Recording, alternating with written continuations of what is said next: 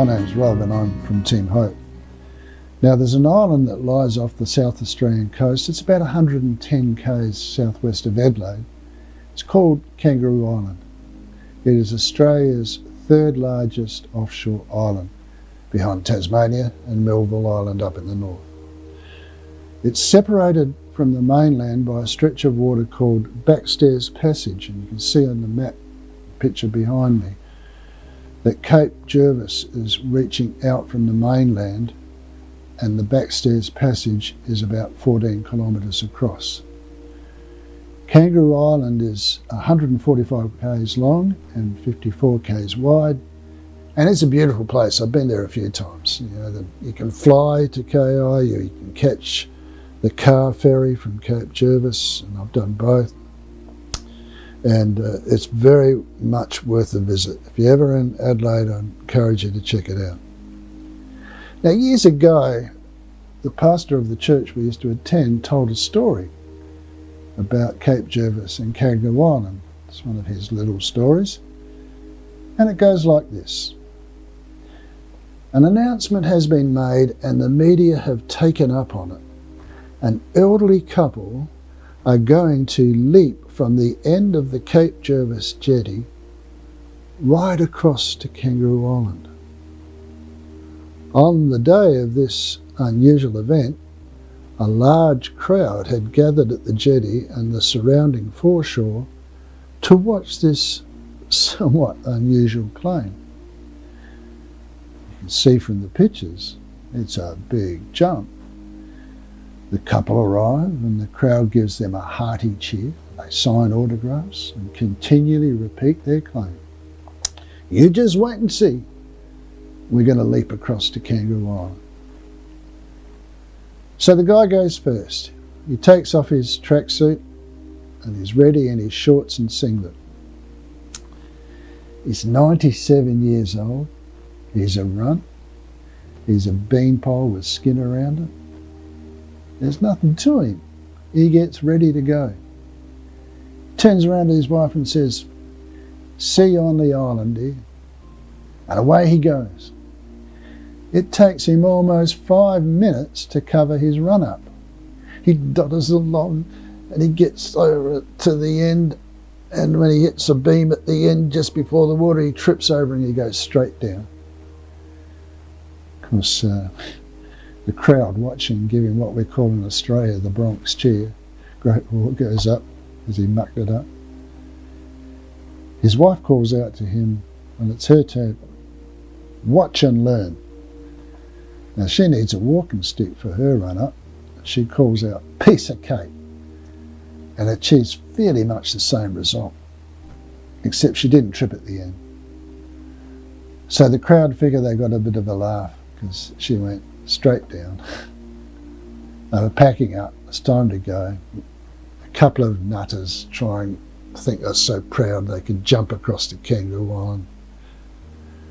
As they're packing about to leave, something else happened. But wait, there's more. A fanfare of trumpets blasts through the PA system, and down the hill and into the cove drives a big, black, long, stretched limousine. It stops, and out gets, would you believe, the world long jump champion. For the sake of our story, let's say his name's Make It. William Make It, better known as Willie Make It. Now, the current world long jump record is at 7.9 metres. For the sake of our story, let's say Willie can do it in 10 metres. So he gets out of the limo and the PA guy is about to interview him. He grabs the mic and he says, "I'm the best there is. No one can jump further than me, and I'm going to jump to Kangaroo Island." He actually starts his run up from the road right up at the top. And entering the cove, he becomes a blur of speed. Oh, the crowd roars its approval. "Kangaroo is mine," he screams, and he hurtles down the jetty. As he reaches the end and launches into the air toward Kangaroo Island, the cheering crowd is stunned into silence. It's like watching Superman flying toward that distant island. For a few seconds, then gravity takes over. Down he goes. Plunges into the water, sending a huge column of water into the air. The dazed crowd looks on in awe. That's got to be more than 10 metres, one of them said. Maybe it was. It was certainly way more than the elderly couple. But it was way short of Kangaroo Island. Willie's intense determination and pride was nowhere near enough to enable him to do the impossible. Do you ever feel like there's a huge gap between where you are and where you want to be? Maybe you want to go after a dream, or maybe you just want to get out of a mess that you're in. You've had a few goes at making the transition, but to be honest, it feels like trying to jump to Kangaroo Island. You notice that other people can do it a lot better than you. Willie got a lot further than the older couple. But I believe the widest gap that we can experience is the gap between ourselves and the God who loves us. The Bible is very clear that something has gone wrong in our relationship with God. And because of that, we are a malfunctioning creature. If you had any doubts about that, I'm always encouraging people, read a newspaper, please. If you don't think there's anything wrong with humanity, watch the news tonight. Now, I've got to be clear on something. When we walked away from God, he didn't have a massive dummy spit. He didn't have a hissy fit because we didn't want to join his club, aka the church. We're not like that. He got hurt, and he still gets hurt. Does that surprise you? Is that different to how you imagine God to be? What is God really like? The answer to that is just look at Jesus. Jesus said, whoever has seen me has seen the Father.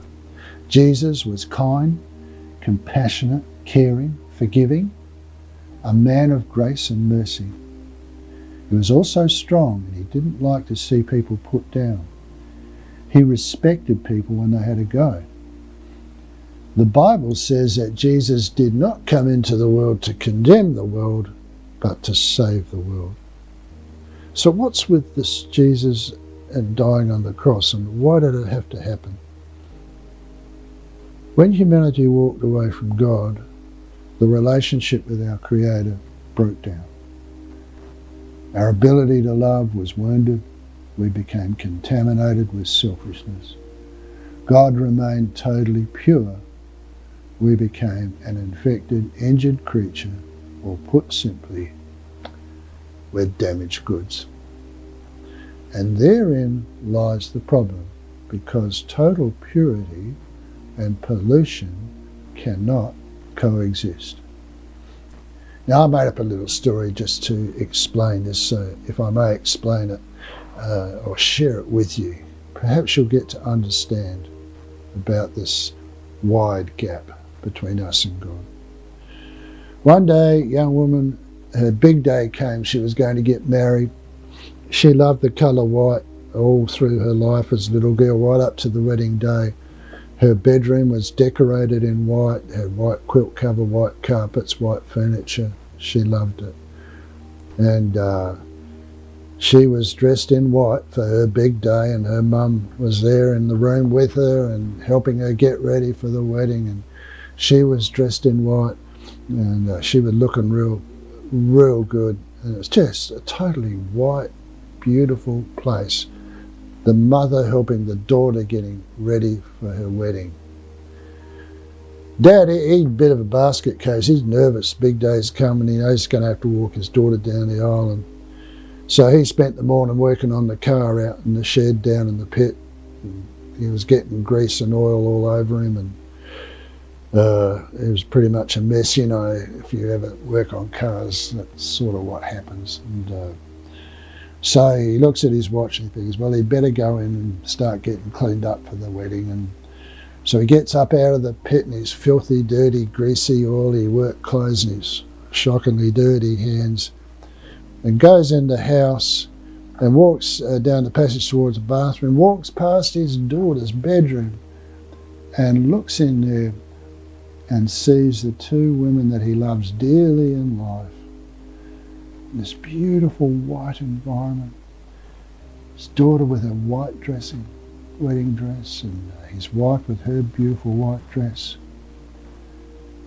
And they look up and see him, and he walks to the door. He says, "Darling, I just want to give you a big hug." Do you think Mama's going to let him in the room? No. You see, because if he comes in the room and he's a filthy mess, they're going to end up being a filthy mess. Can you see what I'm saying? Purity and contamination cannot coexist. What's Mama going to do? See, you get those filthy clothes off, you get in that bathroom, you get cleaned up. Because she knows that righteousness, purity, cannot coexist with contamination, dirtiness. So let's be really honest here. Eh? Something's gone wrong with the human race. We've talked about the war, the crime, family breakdown, drugs, violence, wonderful relationships that go south. Relationships are our biggest strength and our biggest weakness.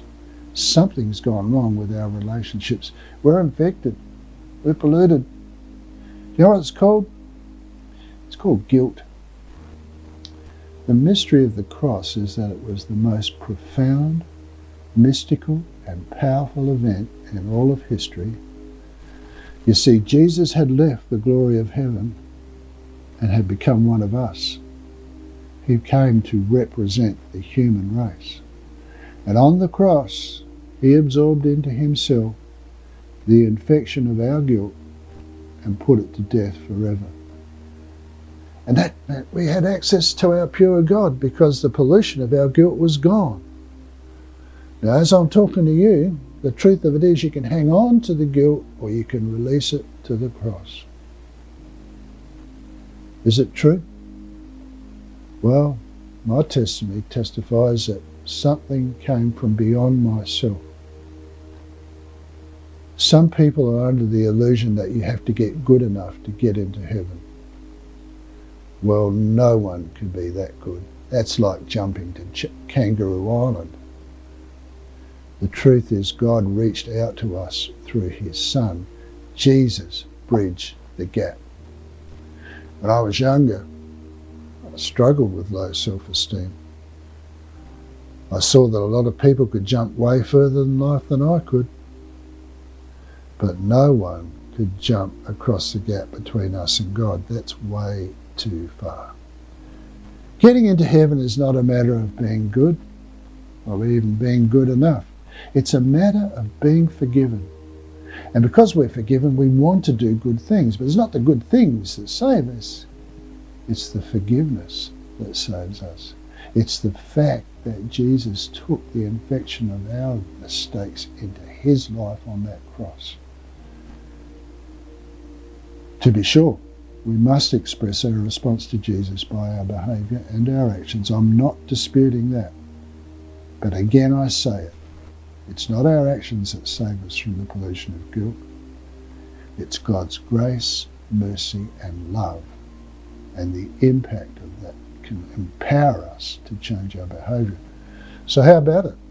You can't jump to Kangaroo Island. You can't jump the gap to heaven. God loves you very deeply. And he sent Jesus to bridge that gap. Now here's the last thing. If you want to know how to respond to Jesus, that is, how can I become a Christian, can I encourage you to have a look at our presentation, Jesus and the Never-Ending Friendship. That is the way to bridge the gap between you and the perfect, pure God who loves you. Let's get rid of this infection of guilt, hey? And begin a forever friendship with Jesus. Have a think about these things. My name's Rob, and I'm from Team Hope.